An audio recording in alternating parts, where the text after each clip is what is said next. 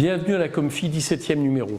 Je vais tout de suite commencer par vous parler finances parce que nous sommes mercredi et nous connaissons les chiffres du programme de stabilité. C'est quoi le programme de stabilité? C'est ce qui est proposé à Bruxelles par le gouvernement sur la trajectoire économique, notamment en termes de déficit et de croissance d'ici 2027. Bien.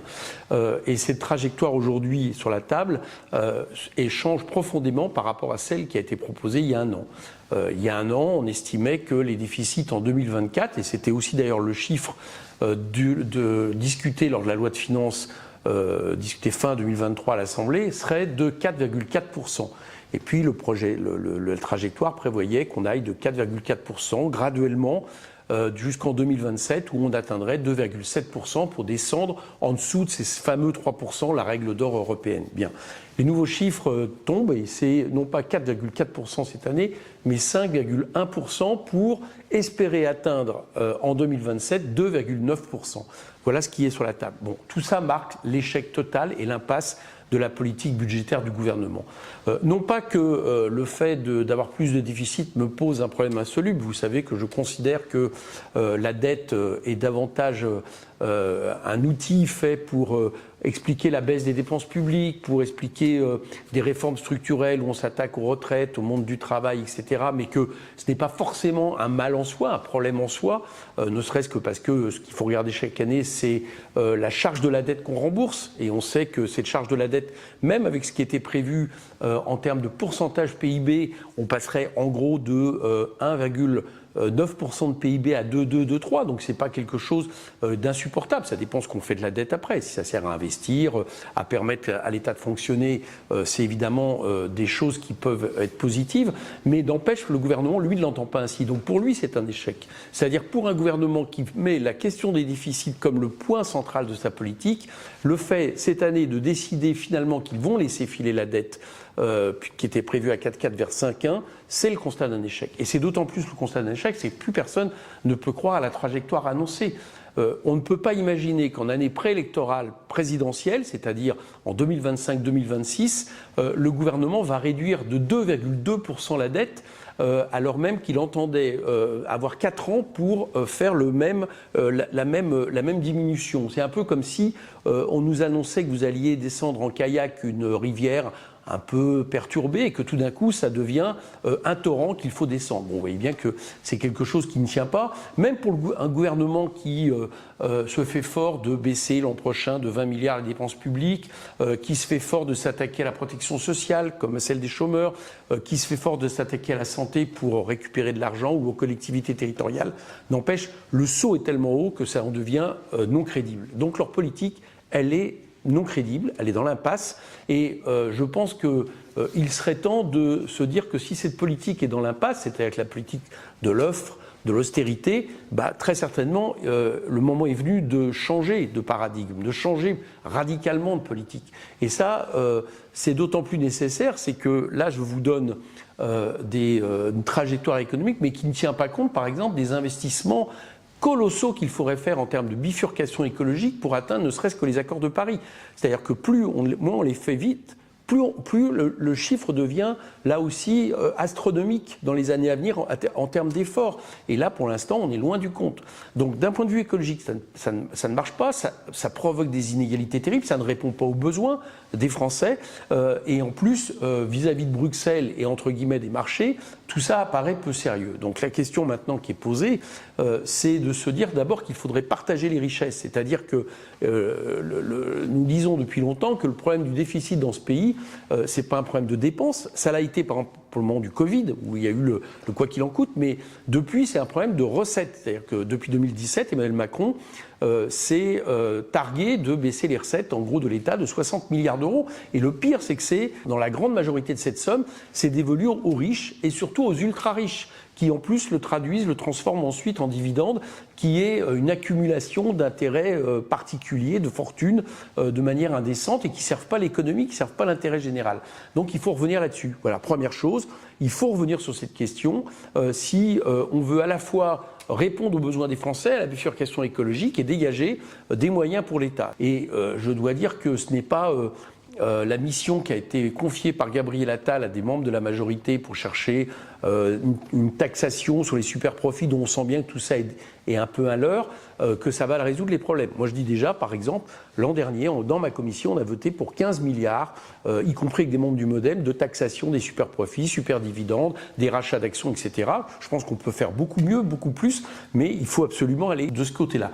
Le deuxième aspect, c'est que au lieu d'avoir une politique de l'offre, c'est-à-dire au lieu d'avoir une politique de rigueur, d'austérité, que le gouvernement n'arrive même pas à appliquer, au moment où je vous parle, par exemple, les 10 milliards d'euros qui ont été imposés en réduction au niveau des différents ministères par décret depuis le début de l'année, eh bien, cette réduction budgétaire, il y a que seulement deux ministères sur une vingtaine qui ont rendu leur copie. Bon, par exemple, l'éducation qui doit diminuer ses budgets de 683 millions d'euros, il n'y arrive pas pour le moment. Donc on voit bien que c'est plus facile à dire qu'à faire quand vos ministères sont à l'os, quand les services publics sont à l'os, etc.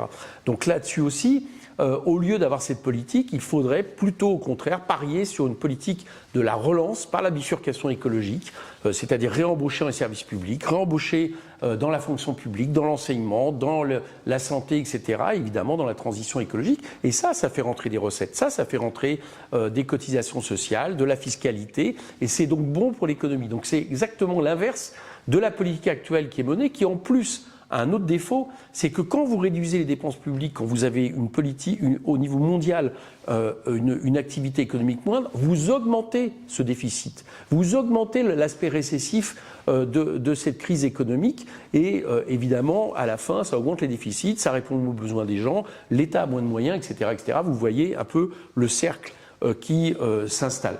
Bon, tout ça pour dire donc que les chiffres aujourd'hui, je vois bien pourquoi ils ont été donnés, c'est que le gouvernement a choisi de ne pas faire de projet de loi de finances rectificative suite aux chocs qui ont été le sien, notamment la question du déficit supérieur en 2023, passant de 4,9 à 5,5 et cette histoire de croissance moindre que celle de prévue. Il a décidé de ne pas faire de projet de loi de finances rectificative, donc il utilise l'idée qu'il laisse filer les déficits.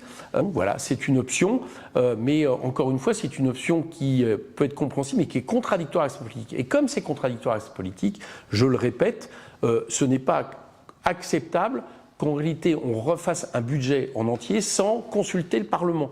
Donc il faut un projet de loi de finances rectificatif, et s'il n'y a pas de projet de loi de finances rectificatif, il faut une motion de censure, 49.2, c'est quelque chose qui permet de faire une motion de censure sur le budget non liée à un texte du gouvernement pour obliger le gouvernement à passer par la case de l'Assemblée nationale et puis, si possible, à battre cette politique, si la motion de censure réussit, parce que les Français, aujourd'hui, n'y trouvent pas leur compte. Voilà un peu ce que je voulais dire en introduction de cette question des déficits et en fonction des chiffres du programme de stabilité que je viens d'apprendre.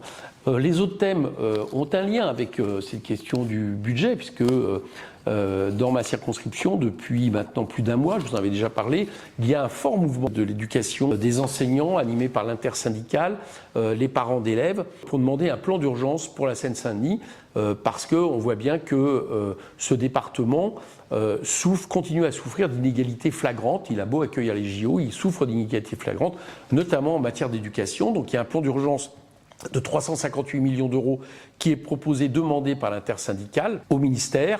Il y a eu beaucoup de mobilisations. Je me suis rendu aux mobilisations, aux portes de sortie des écoles, aux manifestations à Paris.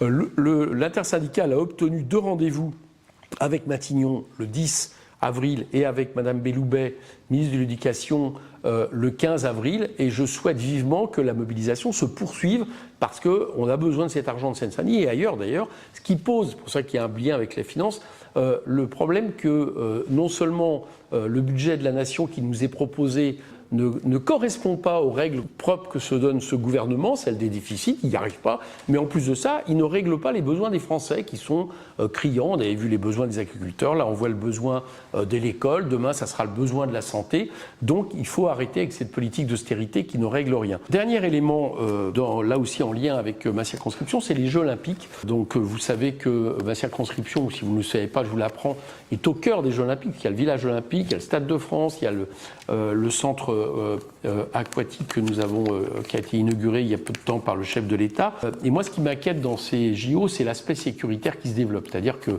y a véritablement un nettoyage souvent discriminatoire, souvent qui, en gros, élimine tout ce qu'on considère comme potentiellement gênant pour les Jeux Olympiques. Donc ça commence par les gens qui ne sont pas régularisés dans ce pays, mais c'est aussi les pauvres. Par exemple, les hôtels sociaux à Saint-Ouen plusieurs hôtels sociaux sont en train d'être vidés.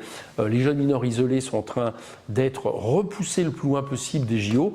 Donc il y a cet aspect déjà qui pose problème. Puis il y a un deuxième aspect, c'est qu'on voit bien que ces JO, dans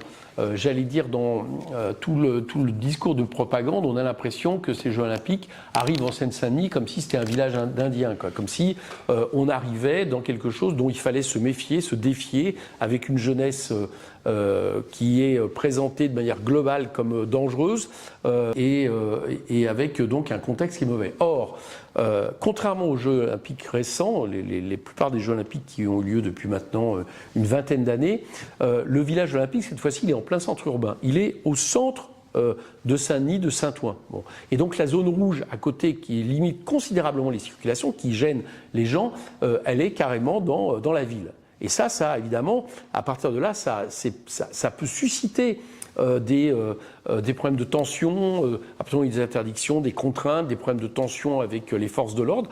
Et l'autre jour, moi, j'ai été à une réunion à Pleyel dans ma circonscription. J'ai demandé au préfet de police de Paris si ça, à partir du moment où en plus beaucoup de forces de l'ordre vont arriver de province, qui ne connaissent pas ces quartiers, on parle même de forces de l'ordre venant de l'étranger, on parle de sécurité privée, quelle est la consigne qui est passée justement pour appréhender le fait qu'on va être au contact d'une population qui va se retrouver quand même très largement gênée en plein été, il peut faire très chaud en plus, dans son mouvement, dans ses gestes et dans sa vie habituelle, quoi. Donc, le préfet de police m'a répondu que oui, des consignes allaient être données, en gros, celle de la bonhomie. Bon, moi je trouve qu'il faudrait aller plus loin en termes de formation, à mon avis, vu les enjeux et vu ce qui se passe parfois autour du Stade de France, où la bonhomie est parfois un peu à la gueule du client, si vous voulez ce que je veux dire. Bon, donc là-dessus, j'espère vivement qu'on va prendre un peu la dimension du problème pour faire en sorte que ces Jeux Olympiques, pour les habitants de la Seine-Saint-Denis, ça ne devienne pas à la fois une galère, une gêne, mais aussi matière à discrimination, matière à répression et matière à finalement traiter une population de ces villes comme des populations étrangères qui seraient des dangers potentiels. Voilà. Et on ferait mieux d'ailleurs aussi d'imaginer des événements qui permettent, par rapport à ces JO, d'inclure un peu plus la population qui, pour l'instant, aura beaucoup de gêne, sans, il faut le dire, beaucoup de place pour aller voir les JO. Donc tout ça est quelque chose qui me perturbe beaucoup.